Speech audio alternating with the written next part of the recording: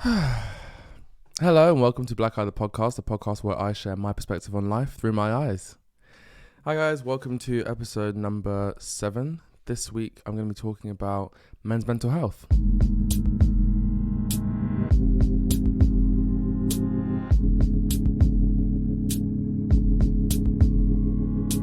Hi everyone, welcome to episode 6. Hope everyone's doing well. It's well and truly got cold now in the UK. Winter is firmly here. Winter's here. It's I'm looking outside the window. It's very foggy today, which as you can probably see if you're watching the visual or whenever I release the visual, I've been recording all the episodes. I just haven't released them because I'm going to chop them and use them to like post some snippets and reels on Instagram and TikTok when I get the time, and then eventually I think down the line when we kind of grow a following, I'll release the visuals because the uplift for editing is just a lot with the size of the files and so on and so forth. I don't want to like overburden myself. I'm trying to be realistic and not try and do too much because I also have a full-time job and other creative interests and projects that I'm working on, such as a short film. But yeah, we'll get into that another day. This week's been much better than the last few weeks. I definitely was more intentional with my boundaries and kind of making sure I had a lot of time each evening to just do stuff that I wanted to do, like watch TV or relax or do some editing or content stuff. And it's been nice to just log off at a certain time, take a break, and then if I had to log back on, do that. And I've seen a few friends, which has been nice. I've kept myself kind of busy and I definitely feel more relaxed. Not saying that logging on Monday is going to be any easier, but it's definitely been nice to have the ability to just pause and just actually relax and refresh. And this weekend I really didn't do much. I was in the house most of the time, just doing some cooking, cleaning. Did my weekly shop yesterday. Went in person because I forgot again to do my order online, but at least I've got food in the house. I'm working from home today, so I've got food available for me to kind of like make food and eat. So that's one less thing. Last week I didn't have food in the house. I was basically living off delivery or like rushing to like the local co-op, which I also just want to say, co-op for me is just like such a weird store because they don't have anything you actually want, and everything they do have is ridiculously overpriced, and I don't understand why. Sorry, excuse Doji in the background. He's hunting birds through the window. But yeah, Co-op is just a store that I don't know anyone that actually likes going to Co-op, but they seem to be rising in their number in the UK and just so expensive. I guess I know their whole kind of thing is fair trade and stuff, which I get, but they're just not the best stores in terms of like content and products that you actually want to buy. So I feel definitely more established this week in terms of having stuff set up and ready to go for me to just start the week right. And I do really feel like, as annoying as it is spending Sundays like doing admin and getting stuff ready, whenever I do spend, like I did a wash yesterday as well, whenever I do spend that time, just a few hours, and it only took me like an hour or two just to get stuff, like I did a bit of cleaning, took my recycling down, did my washing, like plates and stuff, bought some food. Whenever I do spend the time to get myself set up in that way, before a week starts, I always kind of start, I think, with one less thing in the back of my mind, is something that I know is pending to do, which is good. So I feel good today, and I'm excited to kind of just hopefully have a good week. And of course, it's now November the 14th, Monday, November the 14th. So we're moving into the tail end of the year, and I kind of find that that's always a nice period because people are kind of in the back of their mind like Christmas is soon, so let's not go too crazy with work, and people start chilling out, people start going away, people start going home. And it's more festive. You kind of see your friends more often. There are more reasons to kind of go out and do things with people, which is always nice. And yeah, I think it's kind of a nice time of the year where people are consciously trying to wind down and reduce the amount of pressure there is. So I'm feeling like the final sprint, the last 6 weeks till Christmas. I think, Christmas is on a Sunday, so I think there's 6 weeks from yesterday to Christmas. I think 6 weeks or 5, but still. Anyway, so that's my little segue of introduction. But this episode is going to be about men's mental health. November is Men's Mental Health Awareness Month.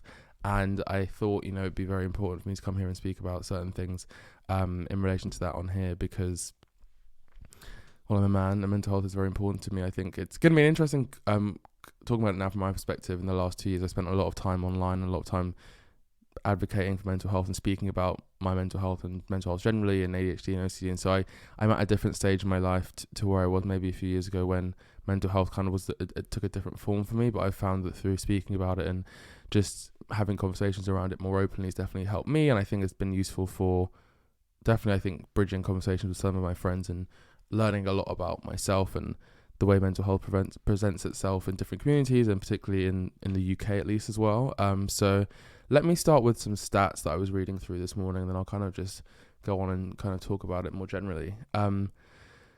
So one of the first stats I saw that was is probably the most heartbreaking one, is to do with the numbers and the stats we have around men's mental health. So 76% of all suicides are by men, and suicide is also the biggest cause of death for men under 35. And I guess that's just a stat that it's pretty huge, right? 76%, which is way over half, basically, 3/4 of suicides are by men. And I think that stat in itself, for someone to start, kind of shows you how prevalent, I guess, not necessarily just how prevalent mental health is more specifically in men, but I think maybe the fact that men are less likely to kind of seek help out. And the stat says here as well, men are way less likely than women to access psychological therapy than women. And I think that kind of takes us to where we start with this general conversation, is that I think men kind of have always had this be a man, or kind of this need to come across as fully secure and established and stable, and not ever wanting to come across as someone with an issue or a problem.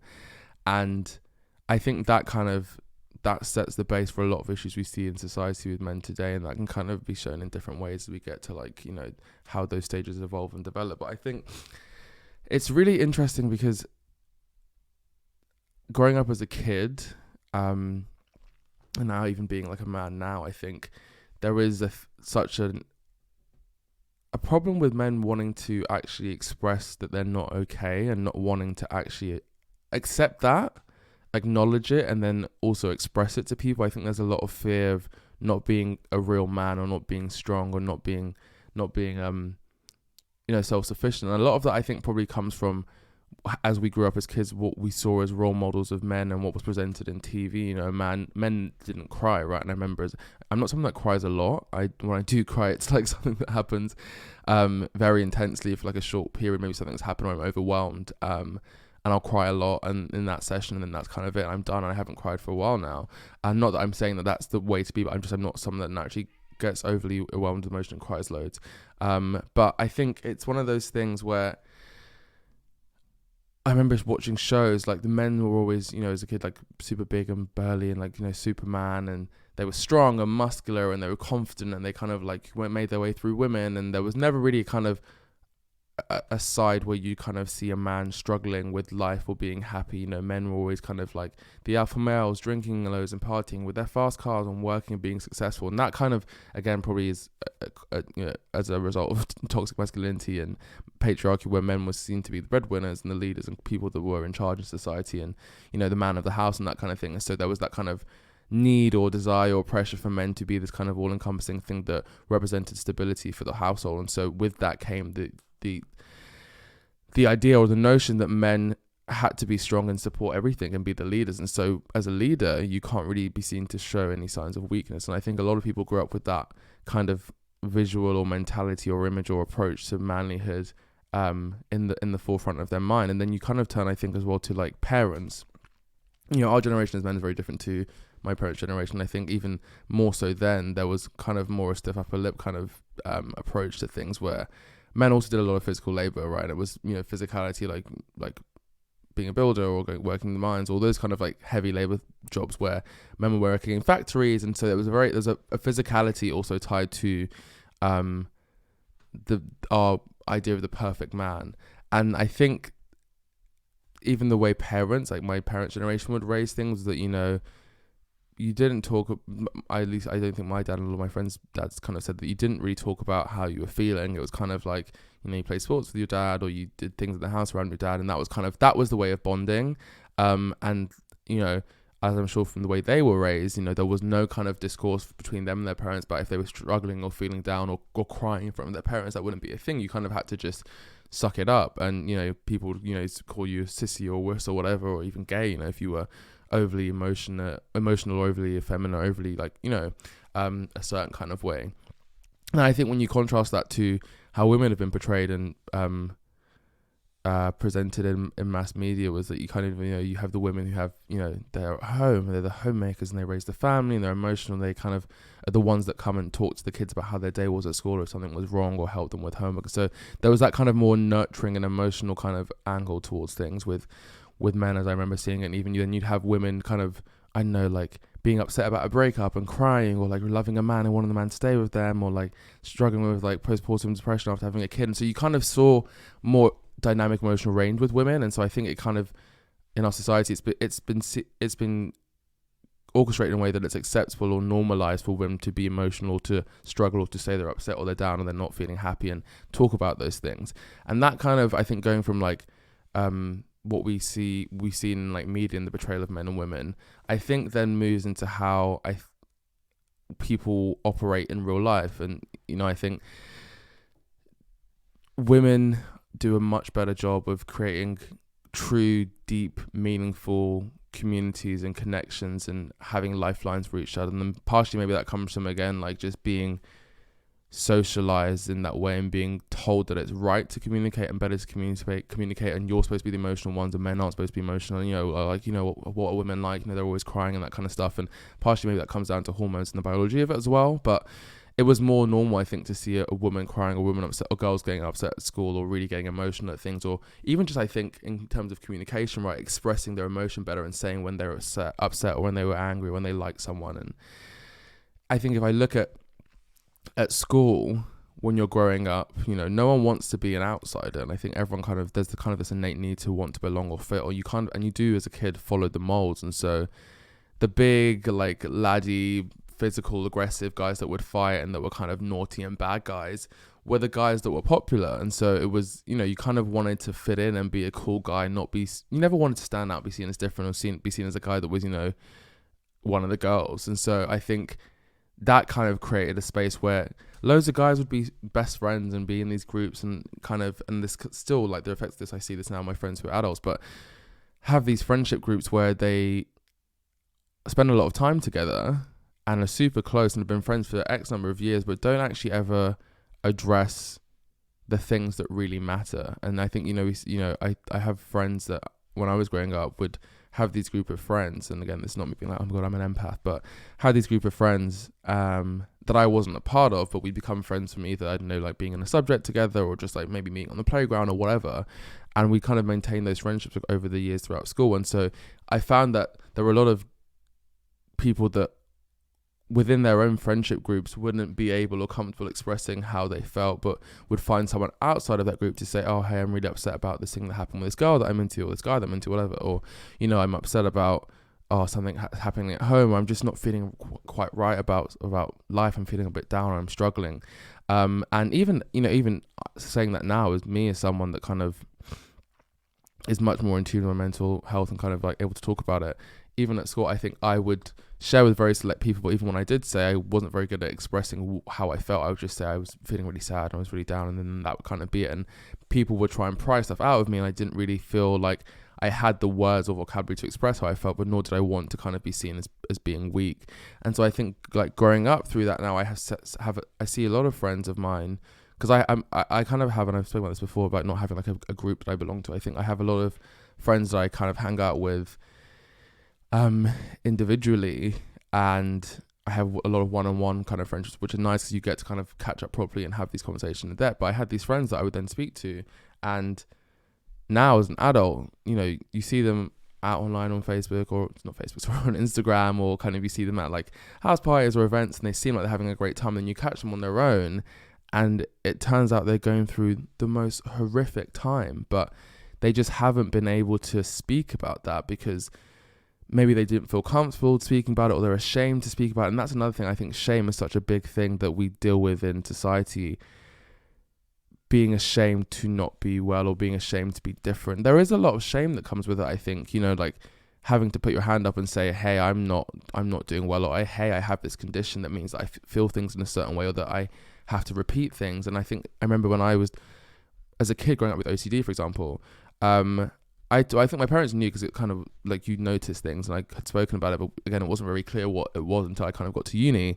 And I remember being so scared and ashamed to actually tell my friends that I had OCD, because again, coming back to TV and portrayal of things on TV, people with OCD were made to look like people that were just insane. Like, like they didn't leave the house. I remember watching documentaries about OCD, like growing up and trying to figure out what was going on. And it would be, you'd only see, and this is what TV does, they display fringe cases, but you'd only see people that lived in a house with millions of things, hadn't showered in days, didn't leave the house, spent 4 hours doing certain things. And of course, some of those cases are true to what OCD can be, but that isn't a generalization of what it is, and that there was a lack of representation. So if I came out and said I have this condition, I thought people would assume that it meant that I was just someone that had to arrange my pens in a certain way in class and then was like at home, like staring at a wall. And of course, some of those things do overlap, and sometimes I am caught in like OCD kind of rituals where I'm doing certain things, but that wasn't really true representative of how I really felt my OCD was. And so I was scared and ashamed to come out and say that. And even at uni, it was to the extent that I secretly went to the GP, and I had to go twice because I met a woman initially that was really horrible and was like, she said, and this is the thing as well, I think, I know I'm jumping around, but when people do come forward and have these conversations, how are they received? And so when I went to see a GP at the student practice at uni, and I said I was struggling and I felt certain kind of way, and the doctor said, well, I see a lot of kids from your uni coming here these days and saying they think they're depressed or going through whatever. Like, it's not a trend, to have a mental health issue. It's not fashionable. Loads of you kids just want to get diagnosed with something because it seems cool. And obviously I was like, well, it's taken me 3 months to get the courage to come here. Now I'm here and I'm getting kind of slapped in the face. I just said, okay, cool, whatever. And I left. And then things obviously didn't get better. And I went back again and saw someone else. I think I saw a male doctor, and he was way better and kind of was, listened and understood and actually believed me and gave me a chance. But think how many people pluck up the courage to go and have a conversation with a friend or maybe a professional, and they're not taken seriously, and then they just go away and they go and deal with that for the rest of their life, and that could ultimately lead to suicide or them not getting the help they need. And so I think we also do need to have really need to work on a society when men do come forward and speak about these things, like giving them space and supporting them and making them feel heard and seen. But I didn't want to talk about it, and that's what I was saying. I was ashamed to kind of tell people, and eventually I started therapy for it, and would secretly run out of my flat to therapy every I think Thursday at 11, and people would be like, where are you going? I'd be like, to uni, and I go to say I was going to lectures, and people would be like, oh, what lectures do you have? Because I had lectures with a lot of people, and they'd be like, I'd be like, I'm going to the library, whatever. And I didn't want to talk about it until it got to a stage where I had to, because people were like, what is going on with you? But you see, that's an example of how I was kind of so desperate to not let anyone know what was going on, even though there was obviously clearly some kind of issue. And my therapist would say, do you have people that you can talk to? And I did have people I could talk to, and I had good friends, but I kind of only entrusted 1 or 2 people, and that was kind of it. And it took me a while to kind of get to a space where I was happy to express to my housemates and to my friends and my family and kind of tell them what was going on. And so I think there is a lot of fear and shame around talking about it. But then, back to the point I was saying before, is that when I do speak to certain people and certain friends, and I see them, and ask them how they're doing, they've been going through these terrible times, struggling, and as bad as substance abuse and crying every night and not leaving the house. And I'm like, who have you told? And they're like, oh, I just I didn't really tell anyone because no one really asked. And that kind of, I think, reminds me of this camp. You see people, you say, hey, how you doing? Yeah, good, thanks. You good? And you kind of, that's it. And even sometimes at work, hey, how are you? Good. Yeah, you? Yeah, good, thanks. And maybe I can tell that someone seems a bit off today, or I know I'm not feeling that great, but I don't want to talk about it. And I think a lot of people with their friends sometimes are guilty of just asking the question, but not actually really asking the question. And I'm sure you will have seen the campaign as like, hey, you okay? That has become, a common part of the mental health awareness month, is just asking the question properly, hey, how are you doing? And I saw something that I just shared in my story, actually, that was really interesting, where it's a screenshot of a WhatsApp message, and it just says, hey man, I'm struggling a bit at the moment, do you fancy grabbing a coffee or beer soon? Would be good to talk. And I think it really is as simple as a message as that. And I think obviously this message is coming from the person struggling, but I want to just take a minute here to just say that I think for people that are struggling, please send those kind of messages. Please do just take the time to reach out, because sometimes I think people don't want to be seen as prying or getting into stuff or forcing people to talk about stuff they don't want to. And I've had that with friends before, where I'm like, hey, are you doing okay? And they're like, yeah, I'm fine. And I know that person isn't, because I've kind of seen them start to behave differently. And I think when you've been friends with people for a long time, you kind of know your friends and figure out when they're in what kind of space, but you don't want to be the person that pushes it. But sometimes I think it can feel like you have to have this big thing about, oh my God, I'm really depressed and I need help and I'm struggling. But you can just say, hey, I'm going through a tough time, I would love to talk.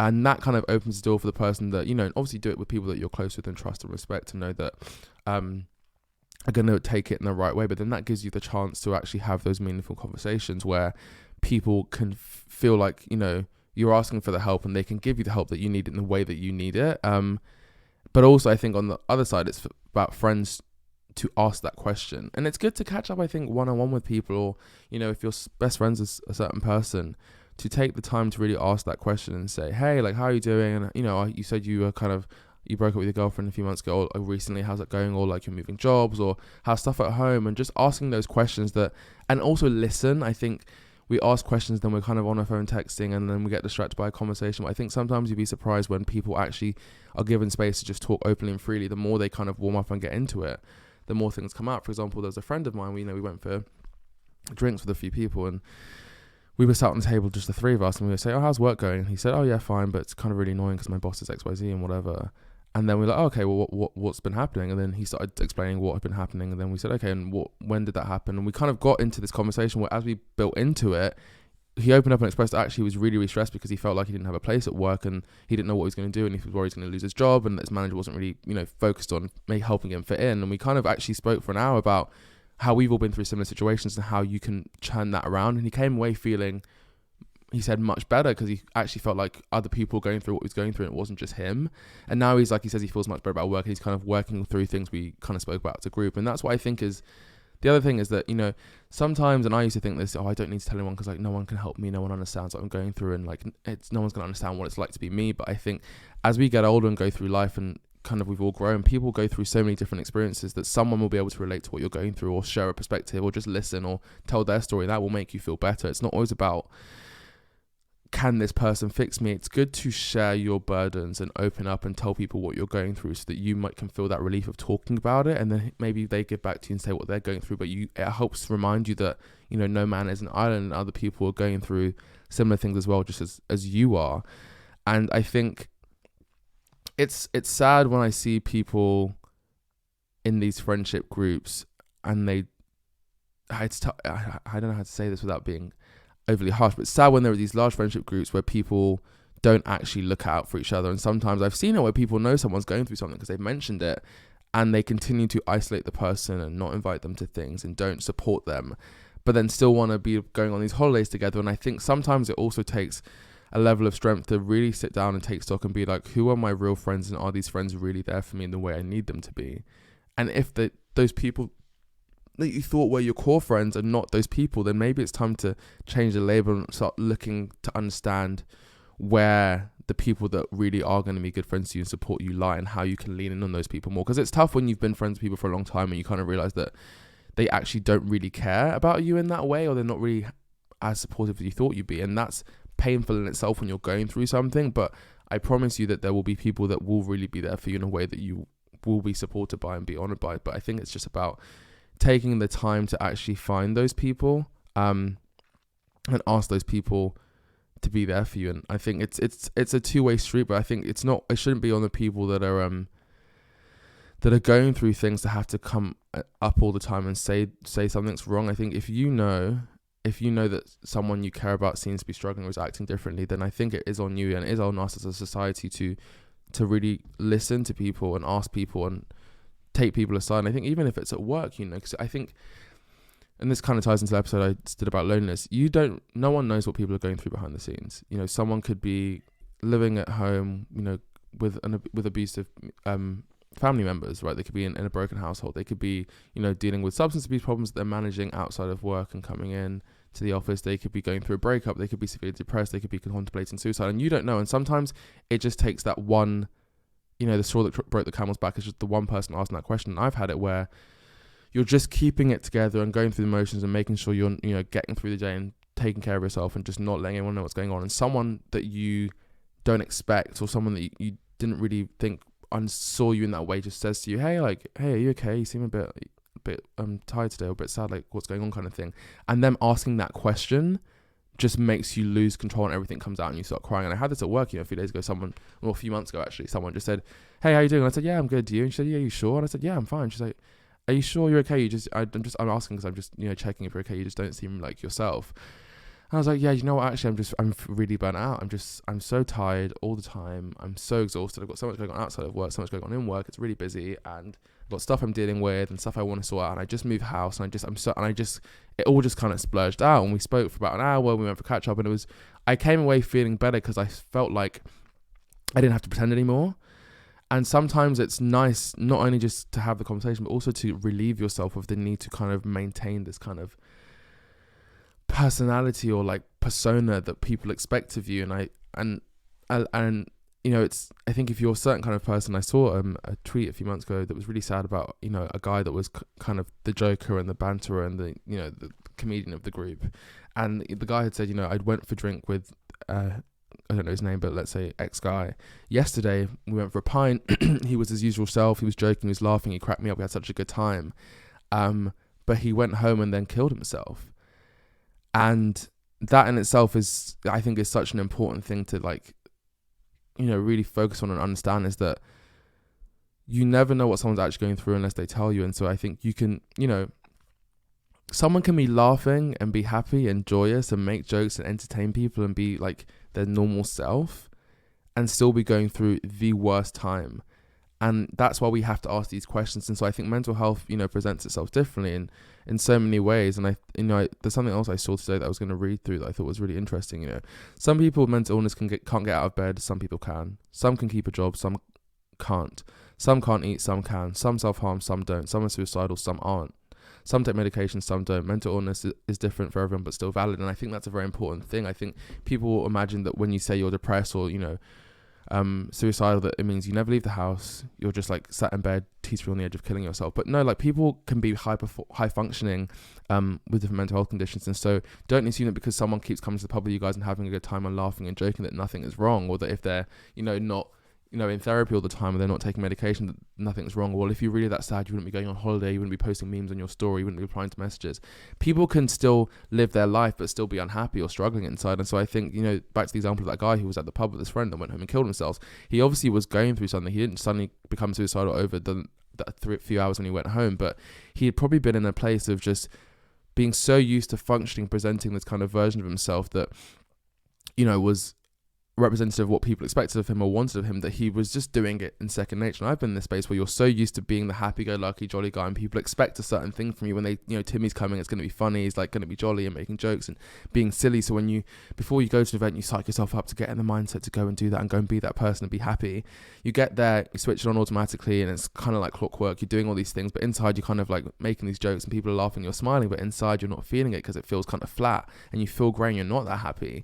But you maintain that personality and you keep joking, you keep laughing, you fulfill your quota and, you know, tick the box that you need to do as you're a member of that group, and then you leave and you go home and you crash and you're overwhelmed and you're exhausted and you're tired, but you've performed, and a lot of it is performing, and people are performing all the time and we just don't realize. And we really need to give people a chance to drop that facade and answer the question, hey, are you okay? And really tell us how they're feeling.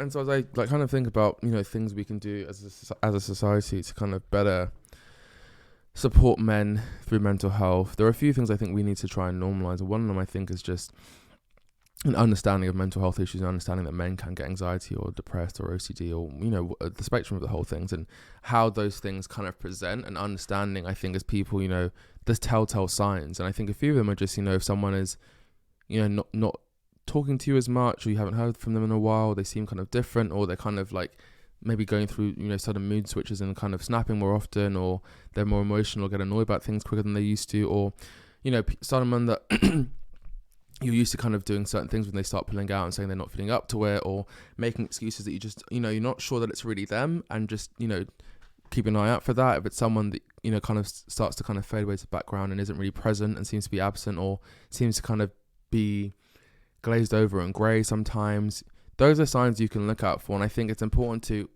maybe not at the time, you know, at the event, say, hey, are you okay? You seem depressed. But maybe later pulling back and being like, hey, you know, just checking you're okay. You know, I wanted to just see how you're doing. You know, you seemed a bit like not like yourself recently. Like, let me know if I can help with anything. And sometimes it's good to do those things in person, just saying, hey, do you want to go grab a drink? And then you meet and you ask them that stuff in person.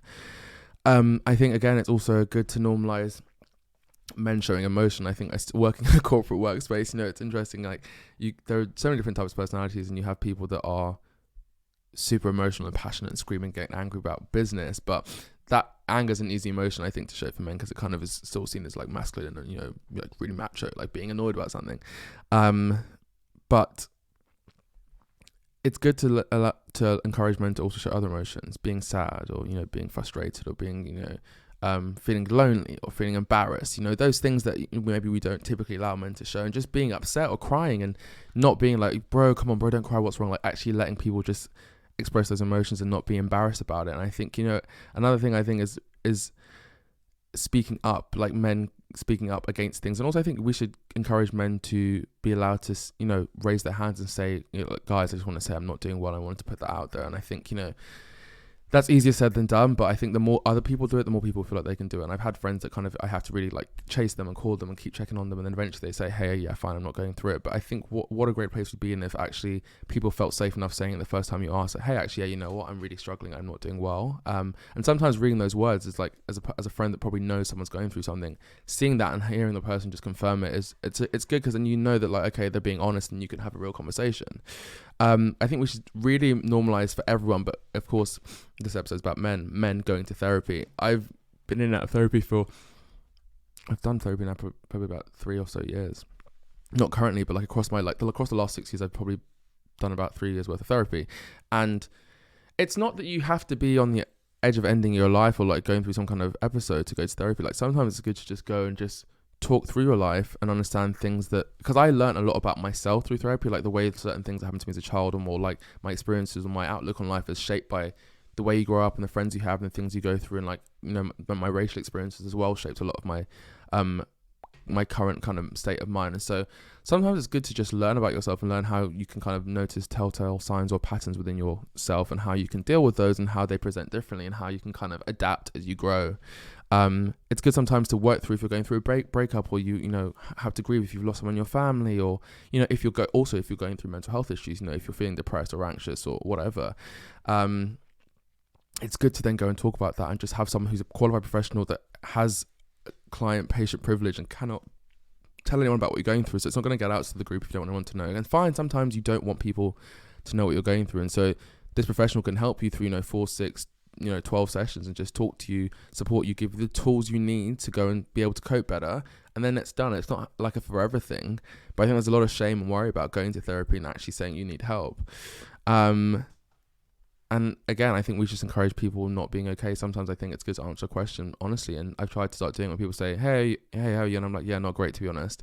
And people sometimes are like, oh, because we're in such a place in society, you know, you have it when you're walking down a corridor, hey, you're right, yeah, good, thanks. And you kind of just go past. But you're asking the question as kind of a discourse, or like a kind of like a placeholder just to say something, to acknowledge that person, but you're not actually really asking the question.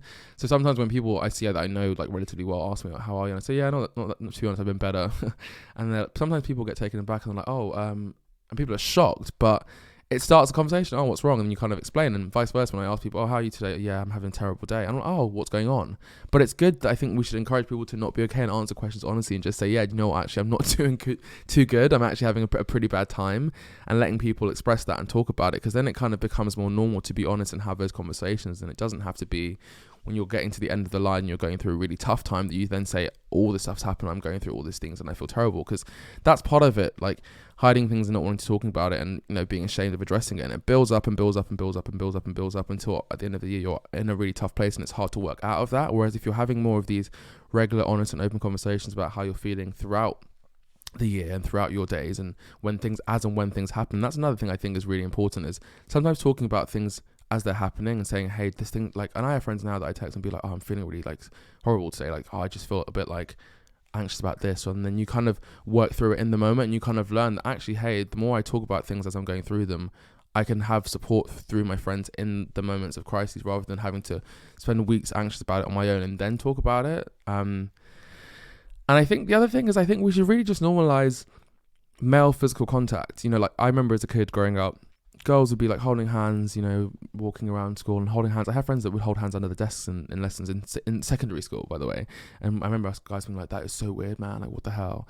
And girls were always hugging and sitting on each other's laps. And I think I went to an all-boys school, so kind of it was a bit weird because we weren't around girls. So guys would sometimes be a bit feely with each other, but then it was also kind of seen as a bit taboo to be like affectionate with your friends. But I think we really need to encourage men to just be more affectionate. And like now, all my friends, when I see them, we always hug each other hi, we always hug each other bye, we always say like, you know, like I love you, man, like good to see you. And I think that kind of discourse is like, it's just nice when you've been friends with someone, you do love that friend. It's just as when they're leaving, like, love you, man, like see you later, and they're like, oh, I love you too, bro. Like, and it's nice there's nothing weird or embarrassing or shameful about saying it. And you know, some of my best friends like will hug each other, and like even like when I go to like dinner parties, you know, and with a group of people, like we'll all hug and kiss each other on the cheek and say, hey, how are you, and say one goodbye. It's like, lovely to see you, love you lots, like see you soon. And it just, I think even that in itself, that discourse and just saying I love you, reminding people like as you're seeing your friends throughout the week and whatever you're going through, hearing that and being reminded that, hey, I am loved and people do care about me, is really important. And I think men should be encouraged to hug more. Like imagine my parents' generation, if they like were allowed to hug and actually show affection. Sometimes when you're feeling sad, you just want to hug your friend. And I think even encouraging men to cry. Like, I've had friends who I've gone to see them and we start talking and they're like about to start crying. I'm like, hey, you're going to cry? And they're like, yeah, I'm sorry. And they try and hold it in. I'm like, just cry. And then I'll hug them. We hold it out and like I hug them out. We work through it. They let it out. They cry and they like, I feel so much better. And it's like, I've been in those scenarios where sometimes you just need to cry out. You're just being terrible and you end up just crying. And it's like, there's nothing shameful in being a man and crying, or being a man and crying in front of other people. You don't have to go through it on your own. And sometimes it's like, it intrigues me when I ask a few similar questions and the person gets to the brink of crying. I'm like, wow, how have you been kind of going through, you know, this whole week, like feeling this overwhelmed emotionally and just keeping it all bottled in, when I literally asked you 2-3 questions and you cried. Like, it's good. It's okay to just say I need to cry and let it out. And so I think that kind of touch, sometimes I think when people are going through something, like holding someone and making them feel embraced and warm and careful can actually like make them feel at ease and sometimes bring some emotions they've been suppressing to the surface. They feel comfortable and safe. And I think it's good to just hug your mates and just to be affectionate and to say I love you. And I think, again, this comes back to the whole kind of homophobic toxic masculinity where, you know, if you're seen, you know, sitting near a guy on a sofa or like hugging your mate or like, you know, spooning your mate and watching TV or like snuggling when you're at someone's house or like being affectionate in any kind of way, or like, you know, anything that isn't super hyper masculine has been seen as being kind of you're gay, and that kind of whole kind of negative landscape around that has kind of bred this thing where men do seek affection, do want to be, you know, touched and held and feel loved throughout the scope of life with their friends and family and whatever. But it's not seen as super fine to just be like, oh yeah, like, you know, I would love to hug my friend, or just I want that, or to say you want that. And so it's reserved for just when you eventually end up dating someone. But some people that, you know, if you're not dating anyone, you can go for months, weeks. And I read this, you know, on Reddit, a guy posted saying, you know, I'm just really lonely, guys. And someone said, I think he said, I haven't had any physical interaction or affection in 4 years. I haven't been touched by anyone. And they were like, what do you mean? He's like, well, you know, I live on my own. I work. I don't have any friends. And they're like, what do you mean you haven't got any friends? He said, I don't have any friends. You know, I moved city and I didn't keep friends from school. I've never been really popular. No one at work hangs out with me. And so like, I've not actually been, my parents live in another state. So I've not really had any physical interaction. You know, no one's held me or hugged me. And I just feel so lonely. And it's like, that's so sad to not have been embraced by anyone for so long. And that in itself is where, you know, humans were social animals. Like, it's innate in us to be around, you know, we're pack animals, to be around people and to kind of relate in that way. And so I think that is something else that we should encourage, is allowing men to be affectionate towards each other and showing displays of love and affection for your friends and family and people you care about. And of course, these things are not solutions to getting treatment. And I think, you know, obviously another thing I want to say is, if you are struggling with mental health, please do go and seek professional help. You know, there's only so much your friends can do to help and support you when they want to, but it's important to kind of, you know, try and get professional help and seek advice. And if that's going to your doctor and just saying, you know, you can book a GP. And the way to do it, I think, just so people know if you need to seek help, is go to your GP and book an appointment. The nurses can be a bit funny in asking why. Just say you need to speak to them about your mental health, whatever you're going through.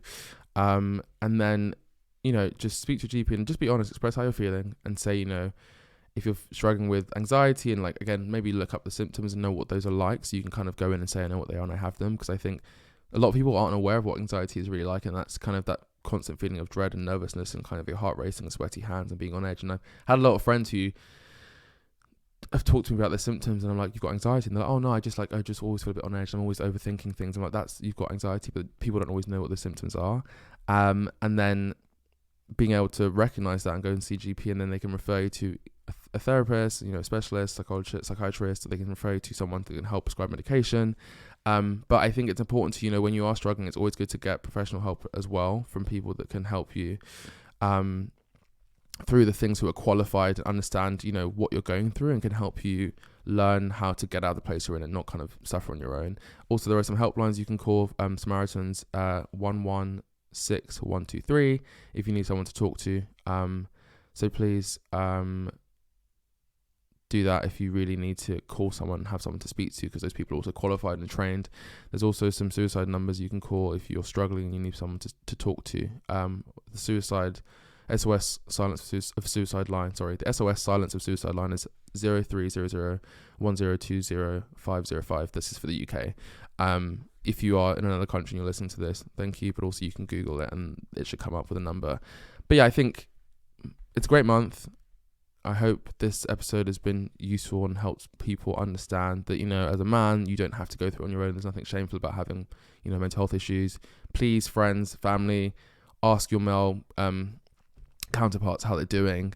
Check on them. Really ask them and really listen when you ask them. And if you think they're not being honest, be persistent. Don't give up. I know it can be hard. I've found it hard sometimes when you have friends going through things, but don't give up on people. Ask them. And also, I think, men, if you are going through something, you feel like this is you and you're struggling with this, please speak to your friends, your family, anyone. There are other hotlines. If you really want to message me on Black Eye the Pod, and like, I will listen. Just please speak to someone. Don't, you know, think you have to go through it all on your own. There's no shame, embarrassment in it at all. There's no shame or embarrassment in it at all. There's nothing wrong with needing help or having to ask for help.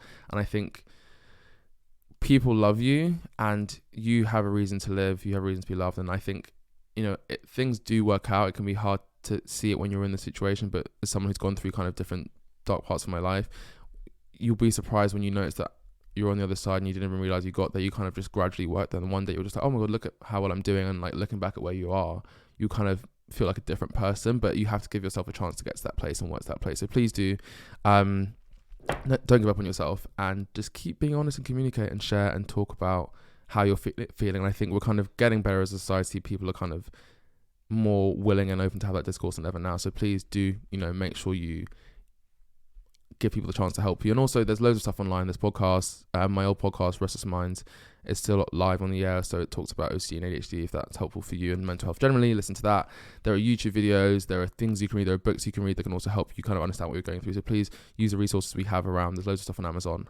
But please, bottom line, men, take care of yourself, love your friends love your friends, and you know, it's okay not to be okay, and it's okay to ask for help. So just raise your hand, talk to your friends, and someone will be there for you to help and listen.